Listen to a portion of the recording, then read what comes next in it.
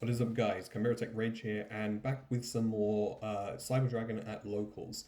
It's the same list as the previous Locals video, so if you want to see what is in the list, I advise you to go check out the video. It's right at the beginning, so easy to find. But yeah, so this video will be two Locals in one, as I'm, due to personal matters, I'm a bit behind on recording these.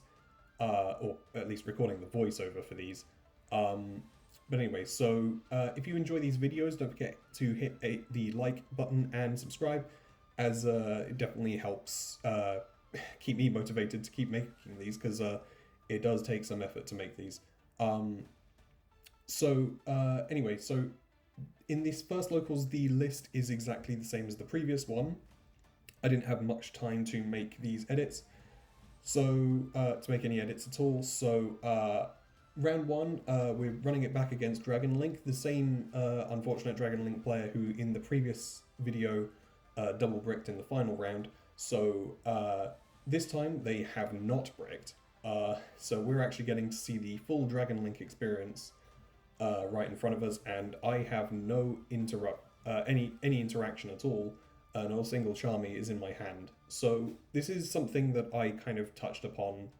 I think I touched upon in the previous video, but I'm definitely going to touch upon here, is that even though I'm running the exact same 45 cards in this video, in this first Locals, afterwards I immediately noted that the balance of engine to non-engine is a bit skewed. So I'm opening a lot of engine, which is good, which is a good thing. So it means I'll always have some plays, but the non-engine is lacking, and we need the non-engine to play through boards. And we need enough non-engine that we don't necessarily need to rely on opening like a Fualos or a Perulia just to be able to play through a board. Or to like pressure the opponent to stop playing. So that kind of thing is definitely going through my mind while I'm watching my opponent do their combo, and it's a long combo. Dragon Link definitely has a lot more gas than it used to, so they'll be ending on, at the very least, I believe they end on a Dispatter. Obviously, they've gotten SP out. They have Boral Shroud and Boral End. So I can obviously take some of these cards out of play. They didn't end on the Dispatter. That will be in a future game. So I'm just reading Boral Shroud. I have all of these. I have all of the new Rocket stuff, but I haven't had a chance to properly play around with it. Nevertheless, I start by normal summoning Core. They banish it with the SP, but that's fine. Because I can still go off, but they put it to the bottom of the deck to get a draw with the Branded Regained. Nevertheless, I emergency for Jormungandr and then drop Jormungandr and Cyber Dragon. Instead of going for Nova and Infinity or for Vimana, I contact fuse the Mega Fleet. So they did make the Dispatter, so they bring it back with the Regained here. So they have an additional interruption. So this is a more layered board. Realm comes down for the Chimera. The Chimera is additionally normal summoned. I do link for Clockwork Knight with the Jormungandr sending the Realm to grab the Clockwork Knight from the deck, but I believe this is negated. This gets negated, or he's thinking here. No, so he lets it through.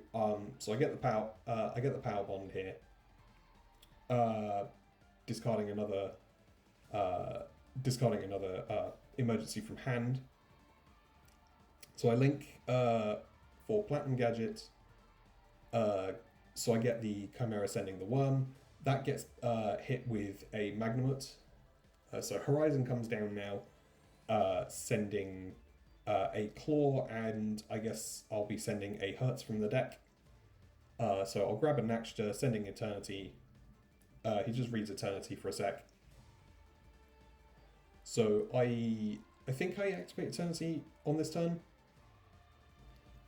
So he's just reading the cards that I've been searching. So, and I'm rebriefing myself on Dispata here. So I banish the Eternity to activate its effect, and I platinum out the Nakshta to try and get another Cyber Dragon. But unfortunately, I don't really have the capacity for a rank 5 here, so I've got a Power Bond into Rampage. But at this point, I believe he has a Nibiru. No, he just hits it with the Baldrake, unfortunately. So game 2, I go second, and I immediately drop the Perulia. He has the Lubellion for the Magnemite, and he has the Chaos Space for the Dark Worm. He goes for Sandwich Day, and it's basically a fancy draw too. So that was an interesting one. So he gets Lubellion out, puts Branded Beast down. Basically doesn't give me any draws for this. He does summon the Safer, so he'll I think I forgot to draw for this. I do draw this though.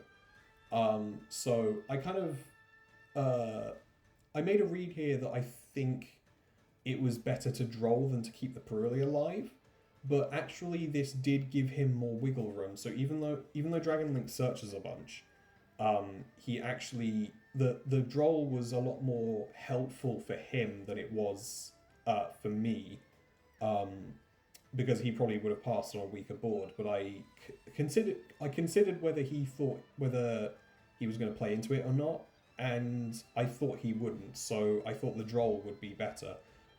In hindsight, obviously, this was the wrong read, and actually this allowed him to extend further than I was hoping he would. So he's just going to continue comboing here without searching. So unfortunately, due to the glare, I can't see what's in the extra monsters zone. But it's nothing I can't Mega Fleet, at least. So Cyber Emergency comes down, grabbing the Jormungandr. The Jormungandr is dropped, so he's just going to give it a reread. So I also chain Forbidden Droplets, because I think he chains Dispata. Unfortunately, he chains... I can't remember what he actually chained, but he reduced the number of cards on the field. So apparently, if the number of cards you send for Droplet is not equal to... if the amount of cards on the field changes between the activation of Droplet and the resolution, nothing happens, which I really hate. That is how it works, but apparently that's how it works. So anyway, I do still get to combo off here a little bit. So thankfully I've got enough gas that I can just power through what he had, so it's not too bad. So basically this is game here. So we're going to game 3, and this is so I have the Fulos the moment, and I drop it the moment he summons Black Metal Dragon, because this obviously puts him in a position where he either has to commit one draw at least, or just pass. He draws the one of anti-spells, so I am actually a bit scuppered here, because, well, the deck is all monsters and spells, so, and the spells are very important, so I cannot OTK this turn. I do make the SP to banish the anti-spell fragrance, which in hindsight might have been less helpful for me and more helpful for him, because I can't OTK anyway because I've used SP's effect. So so I go through the motions to try and get something on board. He goes for Nibiru, and I just banish the SP and the Black Metal Dragon. I'm okay letting the Chimera go just because I can't OTK. I couldn't OTK anyway, and I don't want him getting a plus off of Black Metal Dragon on my turn. Whether this would have helped him or not, I don't know. But anyway, I can continue playing a little bit. So I make Platinum. I have the capacity to make a rank 5. I send some useless cards to the graveyard that I won't be using again. I make Nova, summon back the Hertz, so I get some recursion, make Infinity, and I get my SP back at the end phase. So on his turn, he makes Striker Dragon. I do negate the activation of the Black Metal Dragon. I don't know if this was the correct play. Hertz obviously gets to return something from the graveyard. I think I returned the Naxta. So he beats over the SP with the Darkness Metal he summoned, and he takes it. And unfortunately, time is called at this point, so we roll a dice. Because we both hate the double match loss, we did roll a die to see who would like to just declare a winner, and he won the die roll. So unofficially, I lost, basically, and he won, but it was realistically a double match loss. Anyway, round 2, I'm up against Onomat, and yet again, you'll hear me say this a lot, I haven't opened any non-engine, or at the very least, I haven't opened a Mulch Army here. So he's basically getting to combo off completely unimpeded, so I'm going to have to... I'm not too well versed with Onomat, I haven't faced it a lot, so I do have to familiarize myself with the cards that I'm seeing here. Personally, I do feel like Onomat is quite an obnoxious matchup.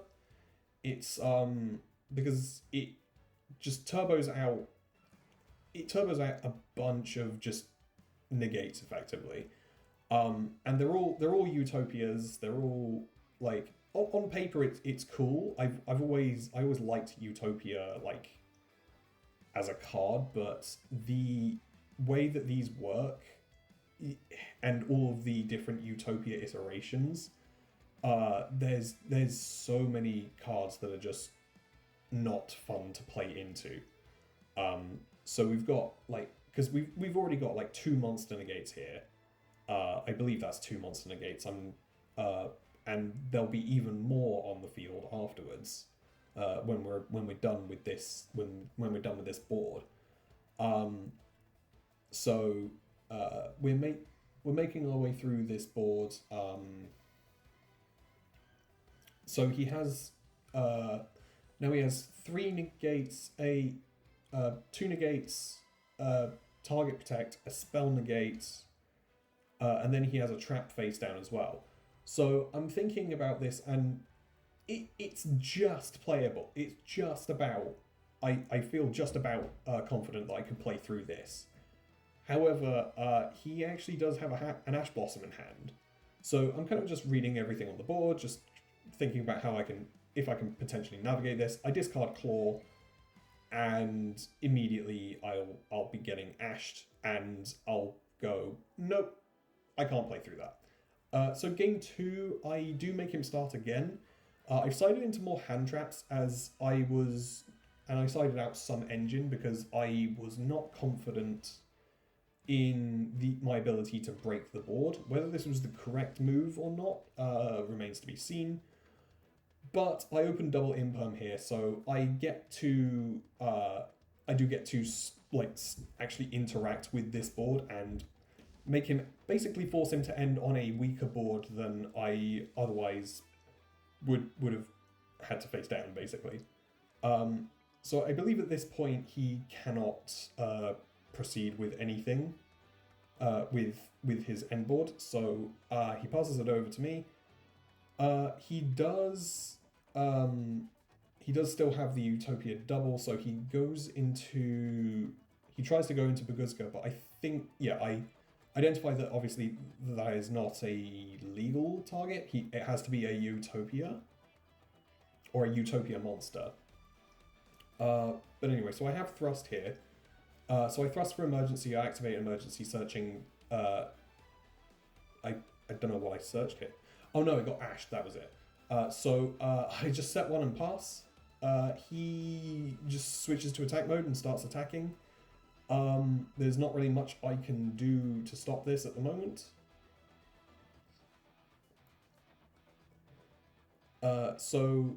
Yeah.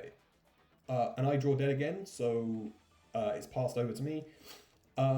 Thankfully, I draw something I can set. He tries to continue playing, but I have an Ash Blossom. Been bricking on a bunch of stuff. So he swings in again. I'm pretty sure I'm not dead here. I can't remember why I'm not dead, but I know I am not dead. I remember in the moment that something was preventing me from not being dead here. Because he has life points up, so so I finally opened something. I open the Realm for the Chimera. The Chimera is normal summoned. I go for the Clockwork Knight, getting the Clockwork Knight from the deck. That is impermed though, but I still get the send off of Chimera, so that gives me the gas to kind of attempt to push through this. So I continue. I'm continuing playing. The Regulus comes down. So I have some recursion set up. The Horizon comes down, sending the Cyber Dragon from hand, the Claw from deck, grabbing the Jormungandr. So the Jormungandr comes down, grabbing the extra Cyber Dragon from the deck. I did missequence. Did missequence this a little bit because the Horizon. I didn't send the Eternity first. That should have been done before Horizon hit the graveyard and before the Jormungandr went off. I managed to make Infinity, so I have two forms of disruption here. I can negate the Nibiru that comes down here. So, and I took his Utopia with it, and I basically now swing into as much of the board as I can, which is just the one. But then he packs it up, and we go to game 3. So he's starting again. He's been forced to start all 3 games, which is obviously what he wants, and this is a bit of a gamble. I'm not confident in the ability to break through the end board, and I'm really relying on opening either hand traps or board breakers here. And as I said before, you'll hear that a lot from me in this video, because I've been opening a lot of a very over healthy amount of engine and an unhealthily low amount of non-engine. So so he continues to make his board. Similar to kind of game 1, it will basically be a case of whether I can break the board is dependent on the board being the only interruption. If there's anything more, if there's any hidden information in the hand, like an Ash Blossom, then this is a fool's endeavor. But nevertheless, if I want to win this, then I have to attempt to play through this. And it's not like the first game where I was debating on just conceding outright just because I can conceal what I was playing. So I set the core just to get the and forego the normal summon effect just to get the Draco Future out of the extra monster zone. He's not very familiar with the Cyber Dragon matchup, so he is not aware of Fortress or Mega Fleet in this matchup. So I try to activate Realm, but I think it's an Xyz trap that negates it. The Mega Fleet gets destroyed as well, I believe. I try to banish the core as I haven't activated the effect yet. I haven't activated either of its effects because it was set. So I believe this is allowed to resolve. So I summon the Hertz, and I'm just making sure I understand everything that's going on here. So I try to thrust. That's met with the Hope Harbinger, but that's then met with the Droplet. So I send the Chimera from hand, I send the Talon, the Thrust from the field, and also the Hurts from the field to basically neutralize the rest of the interaction on his board, or as much of it as possible. Yeah, I think I just negate all the big dragon one, the Hope Harbinger, and I think I also negated the target protection one. So yeah, I get the Cyber Dragon and I get the Worm Sen. I get the Chimera Sen Worm. The Cyber Dragon comes out, and the Worm is also summoned out, recurring back the realm from the graveyard. So I go for Infinity. I take one. Yeah, I take the target protect monster. Jormungandr comes down, summoning another Cyber Dragon. Then I Clockwork Knight. No, I Realm. Because the activation was negated and it's an activate once per turn, I am allowed to do this. So I grab a Claw. The Claw isn't going to be doing much, I don't think. But I link for Clockwork Knight here. Because I haven't activated Chimera's effect yet, my materials aren't locked, so I Contact Fuse away the rest of the board. So we're just kind of going back and forth here because he's not seen this before. But yeah, so basically the rest of his board is neutralized, and yeah, that is basically, from here I basically have the game.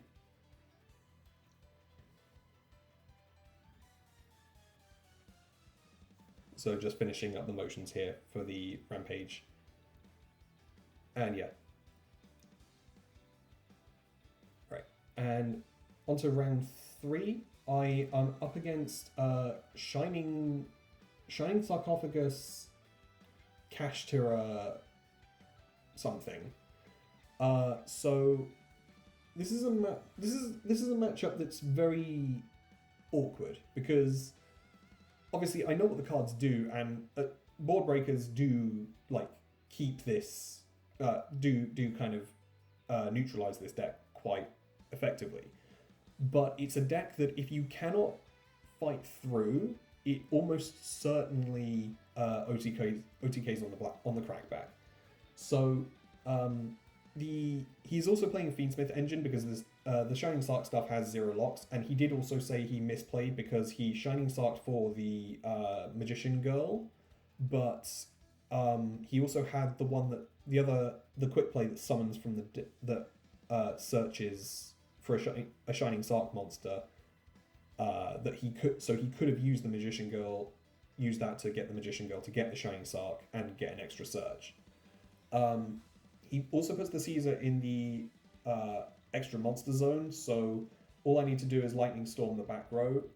I can summon Cyber Dragon, get the Caesar out of the extra monster zone. I go for Regulus immediately just to insulate myself against any hand traps. And from here, I basically have the OTK line all set up and ready to go. So just going through the motions, just making sure I read and understand what all the cards are doing. So we get the Clockwork Knight, we get the Worm sent. The Worm will summon itself back, sending the Naxta here, and it will get back the Realm. Then obviously the Clockwork Knight will summon back the Chimera, sending the Mega Fleet. The Chimera will search the Power Bond, sending the Realm. The Realm, I managed to get into the Vimana. I get to the Rampage, and then from there, all I need to do is swing for game.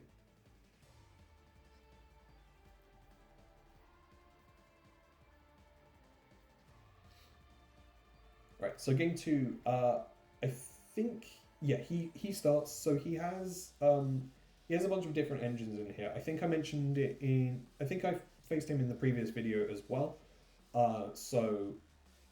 It's Sinful Spoils, Shining Sark, Kashtira, and Fiendsmith. And I think there's some Dogmatica in there too. So there's a lot of engines going on in this deck, I think. Yeah, so he sequences. I think he sequences correctly here, so he actually has everything. I do have a Mulch Army, but for the tie that binds, so I do get a singular draw off of this. But this is a harder one to crack. But I have a Lightning Storm. And I have another Lightning Storm because he has a Spell Negate on board. So yeah, I get the Lightning Storm off to destroy the back row, and from here I think I basically just have I think I have free reign again. I don't believe he has any interaction in hand. No, because I think he chained the Wanted. So the card in hand is known. So I'm just going through the motions here for a clean OTK again. Since I faced against this guy a lot before, I did make a point of saying that Caesar doesn't have to go into the extra monster zone because he kept on summoning it in the extra monster zone, and obviously I think it's only right to kind of explain that the Caesar doesn't have to go into the extra monster zone, and that is the key to building a better board against Cyber Dragon, especially since I am known to be playing Cyber Dragon at these local events most of the time. But anyway, so at this I can't remember the placement I had at this local, but I have a 2-1 record here, so pretty good all things considered. But as I said, the engine to non-engine ratio is very skewed. I was very lucky to open the amount of non-engine I did in some of these games, and as you'll see from the coming replays for the second part of this video, that changes a bit. Alright, so now on to the next locals. So for this locals, I did make some last minute changes because I was about to bring the same list again, but because I had no time before that to actually make the changes I wanted to make, so the ratios are a bit scuffed. One Ash Blossom is still in the main, as you'll see from the deck profile, like the minor profile after this, but I've added Super Poly into the main. Jormungandr is now at 1, and I've also got 2 of the Ashes have been relegated to the side, and those spots have been filled by Nibiru, by 2 Nibirus. So after this, I did make the full transition to 3 Nibiru in the main deck. I haven't found. I only have 2 Super Poly targets, and they aren't catch all. So Super Poly is dead. As I said, these were last minute changes. I just haven't. But at this point, I haven't found. Any space to cut for for any more Super Poly targets, which is one of the gripes I have about Super Poly requiring extra deck space. So anyway, I was up against Hero here, and even though it looked like I went first, he actually went first and bricked. So I got a easy clean OTK off. Game 2, he opens a Hero Lives, I ash it, he call buys it, and well, he basically has free reign to do whatever he wants. He can make any kind of end board he wants. So he's going through the motions here, and this is my first time reading the new Masked Hero cards. I tend not to. There's both merit to it and also detriment to it, but I tend not to read cards until they actually get released, unless they're cards that genuinely interest me, like a certain support wave of Cyber Dragon stuff that we got that was incredibly disappointing. So it's interesting reading these and figuring out the matchup as I go, kind of seeing what these new cards do. I'd obviously heard about what they do, but and that they kind of thin down the amount of bricks in the hero deck. But what they don't do is stop a Nibiru. So I was debating on where to do this because obviously if he gets too far and gets into DPE, then he automatically has some hand trap resilience. So I think, and obviously I'm wrong here, but I think that where I nibbed was the correct spot, but it definitely wasn't. He still had room for extension, but it definitely curbed how obnoxious the end board was. Even so, he has a good level of interaction. He has favorite contact. He will get Dark Law on board. And I think he also has a Contrast Hero Chaos. I think he is able to make Contrast Hero Chaos as well. So he's going through the remaining motions that he can go through. So I'm just reading favorite contact so I understand what it does. And I definitely make a misplay during this game regarding favorite contact because Yu-Gi-Oh! Is a game where you read and then forget exactly what you've read. At least it is for me sometimes. So misplay number one, obviously he has two darks, so I go, oh, Super Poly, and I can get Chimera into the graveyard. Dark Law banishes it, so that's misplay number one. So I've lost Chimera for no reason, but I have dealt with the two monster interactions at least. But he does still have a Master Change set. So I link these off into SP and go, oh, I'm going to banish the Elemental Hero Neos in the graveyard because then he won't be able to favorite contact. Immediately forgetting that I just read favorite contact and understood that it shuffles from banished. This might not matter though, as you'll see. So emergency comes down. I obviously get the draw off of Garura as well, so that's why I drew there. So the SP was chaining 1, the Garura was chaining 2. The emergency comes down, grabbing the Jormungandr. So he goes for favorite contact here, and that's when I remember. But he actually doesn't go for the Neos Wingman. He goes for another Contrast Hero Chaos. And he gets to reset I think he reset Master Change. So anyway, the Contrast Hero can't stop the Jormungandr from coming down. That's fine.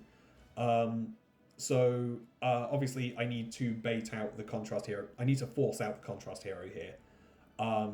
So I do try. So basically, I do target the Contrast Hero because I can't beat over it with the Infinity.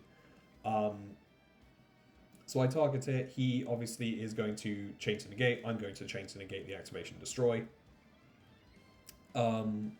He doesn't have. I don't believe he has anything he can actually chain here, so that's fine. So at this point, I think I just swing in. I don't think I should not have been able to attack directly here. Ultimately, that won't matter. But I go for the Zeus in main phase 2 and just clear all of the back row. So he's now in top deck mode, and I'm in a much better position. So I attack with a 3500 Zeus. The Zeus is dead though, so it's not exactly. It's only a beat stick. The Hero Lives comes down, the Ash Blossom negates it, and I take this one with a convincing 2-0. Very unfortunate about the game 1 brick, but these things happen from time to time, as they have happened to me multiple times. So round 2, I'm up against Elnote, so once again, this is a matchup that I'm completely new to. So I'm reading all of the cards basically for the first time. So he starts doing some things. He summons the Medius, gets the Power Patron out of the deck. So I'm just reading this. This is a pretty strong deck. It definitely does some things that I don't like though. Like hand ripping. Personally, for me, that is the all-time most hated thing, most hated aspect of the game. And I think the camera angle is a bit scuffed, so I can't see what was banished. But if I remember correctly, it was either this one or a locals that I scrapped the recording of because of the noise level um, affecting my plays. But I think he hit a Jormungandr here. I believe he hand ripped. I think in this game he hand rips me for 2, and rips all of the engine out of my hand. But that might have been in the scrapped recording. So anyway, he's going through the Alpha Note motions. I don't exactly have anything to stop this from transpiring, as you can see. This is where the Super Poly decision becomes a bit... it's definitely becomes questionable, because obviously there is now a deck at locals that does not meet the activation conditions of Super Poly for me, which means that it is basically a dead breaker in this matchup. That's not the end of the world, but it does mean that because Super Poly I can obviously use Super Poly for myself, but it does mean that I have lost a breaker basically to this matchup. The Lightning Storm gets negated by the trap, I believe. He gets the Synchro back out and he has a Crystal Wing. So the deck basically works by moving things in and out of the center main monster zone. So I get to thrust here because he's obviously interrupted me with monster effects. So I grab the Talon to take the Crystal Wing. So I'm insulated now against monster effects. So I summon the Chimera. But he Fallen of the Virtuous is his own Crystal Wing, and then puts the Chimera back in my hand, and I just can't play through this, so I scoop this up. I've kind of seen all I need to see, I think. So he sets 2 back row and passes. This is my time. This is my moment. I basically am. Even though back row is scary, I fear no back row. But that Fallen Virtuous certainly scares me. Nevertheless, I persist with an emergency so I can get my plays back on track. Just checking what is in my hand here.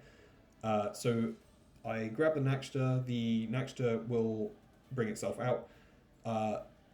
Yeah, I discard the Ghost Bell. I don't think this was the correct decision. I have a Nibiru in hand, and that's certainly not being used against in this matchup. So I think I poke with just those 2, and then in the I'm doing a ruling dispute there. So he's just making sure he understands what both of the cards do.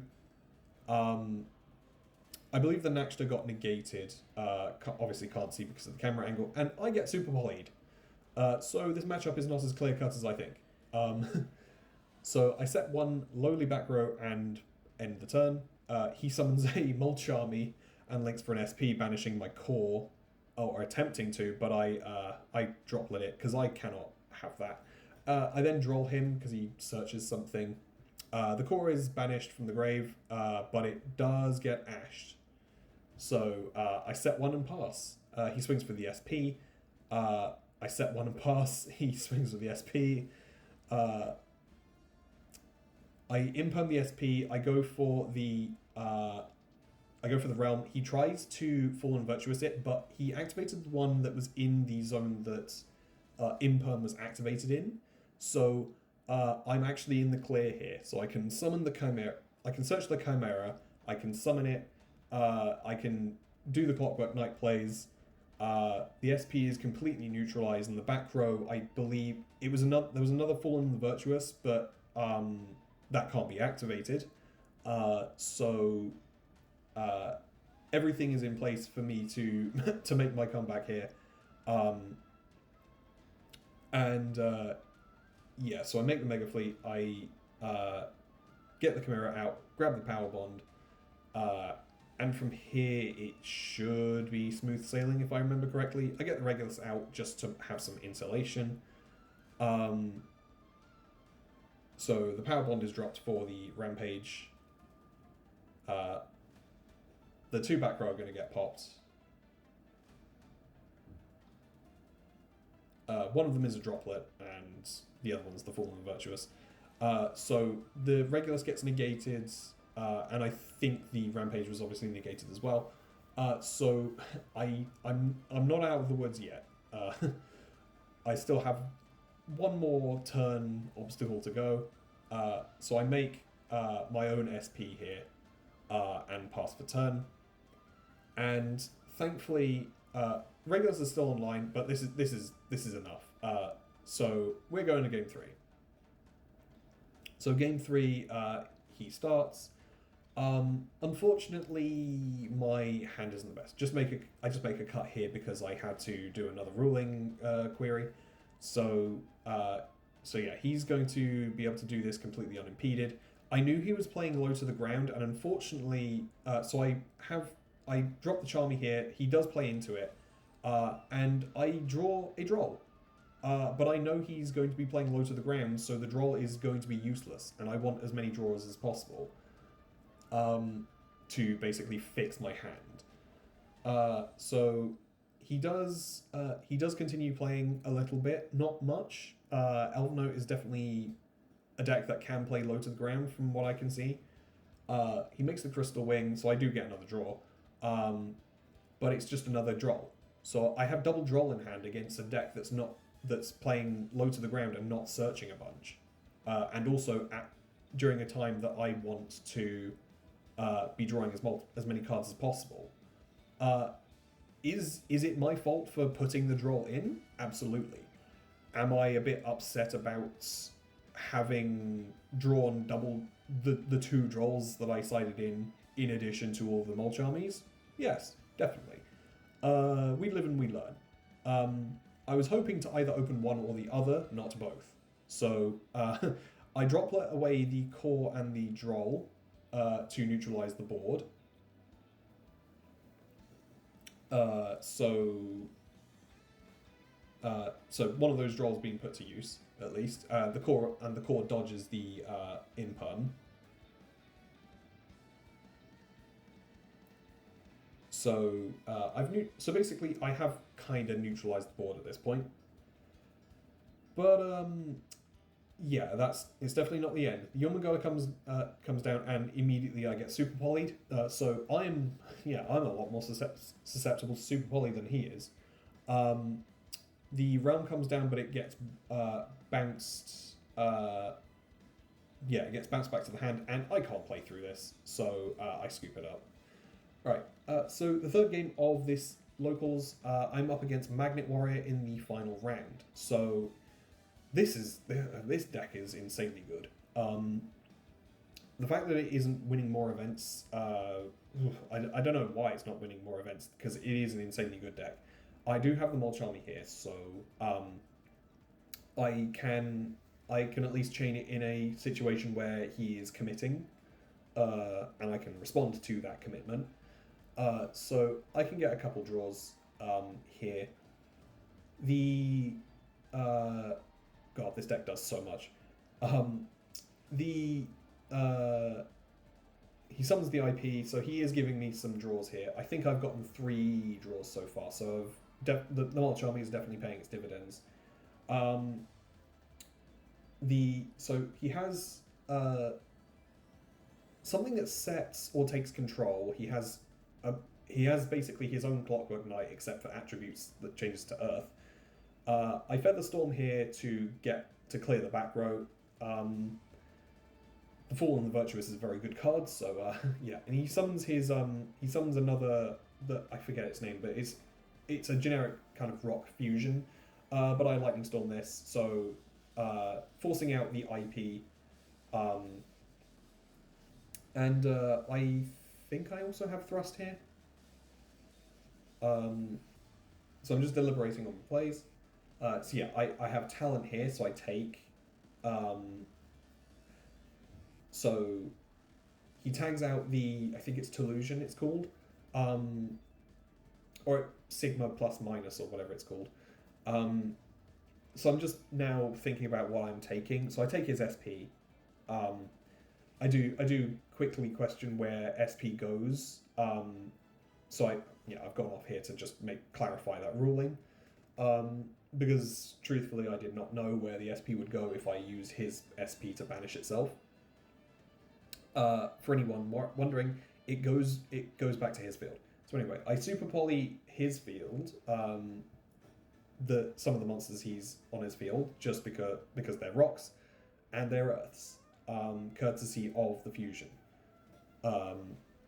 So yeah, Jormungandr comes down. I make Nova. I summon back the Cyber Dragon. The Infinity comes down. The Thrust grabs Emergency. The Core is summoned, grabbing the Realm.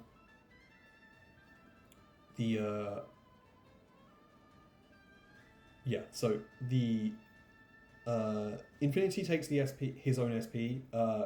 So the Realm, making space for the Realm basically, and the Clockwork Knight plays.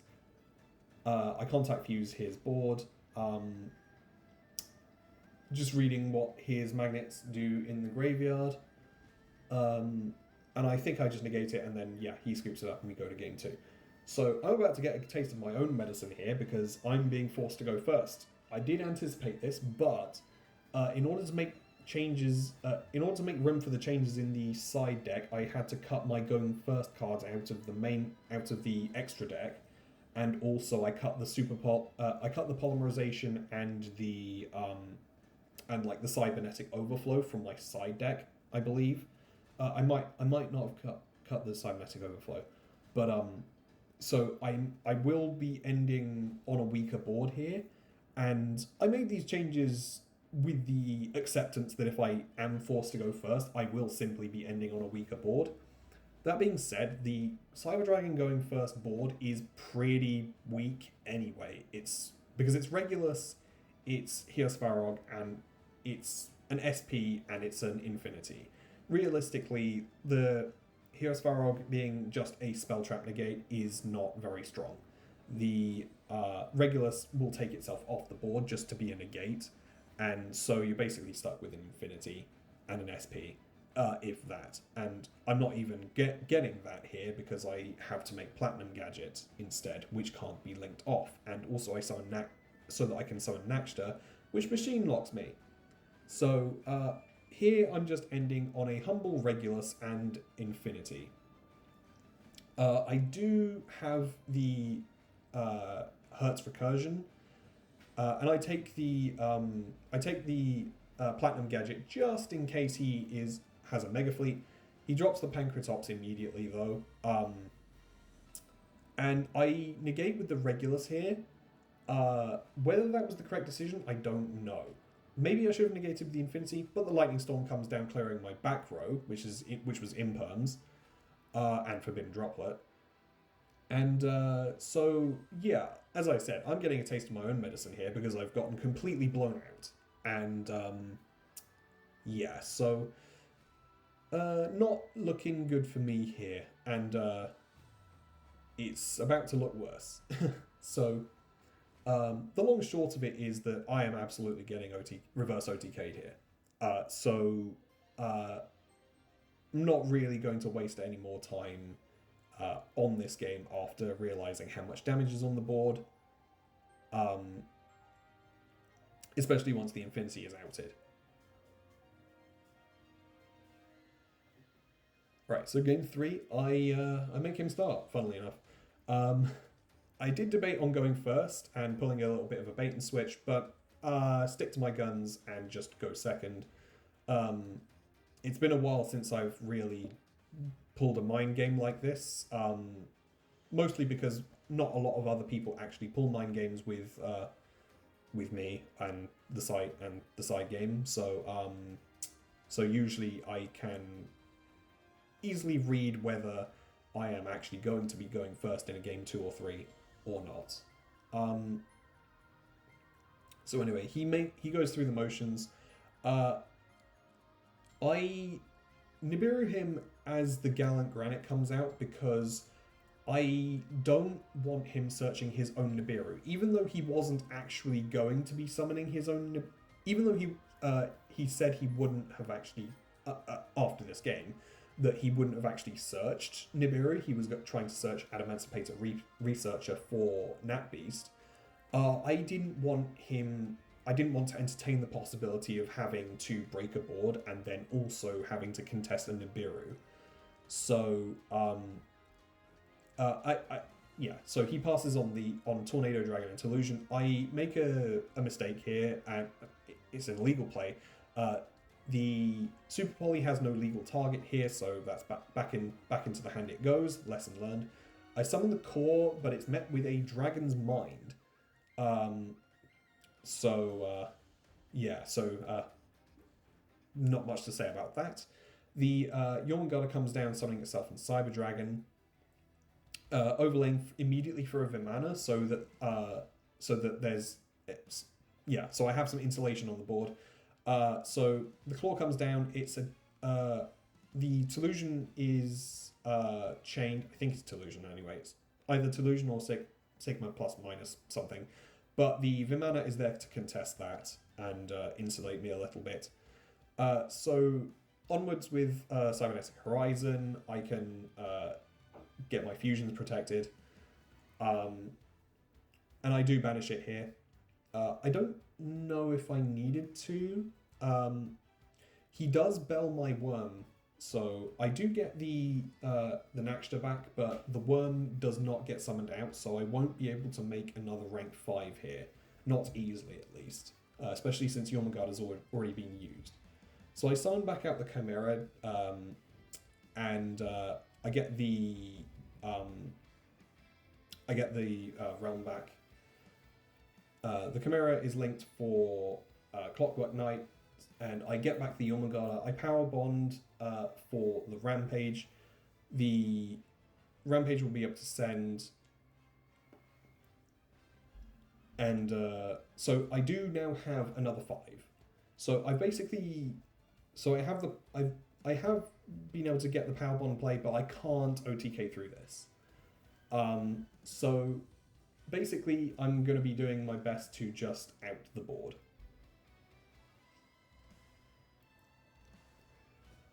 So yeah, I don't have enough to. I definitely don't have enough to swing because he has the Magnet Warriors that can redirect my attacks.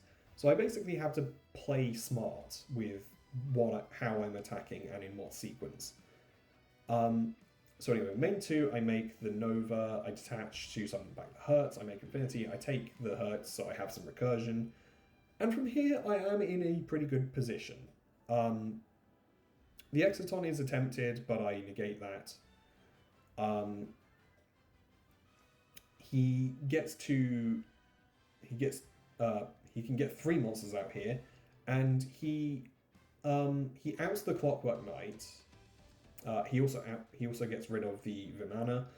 Unfortunately, I don't have any attack boosting capabilities with Vimana because the only other Xyz is on Infinity, and he makes the Gorgon rank 3.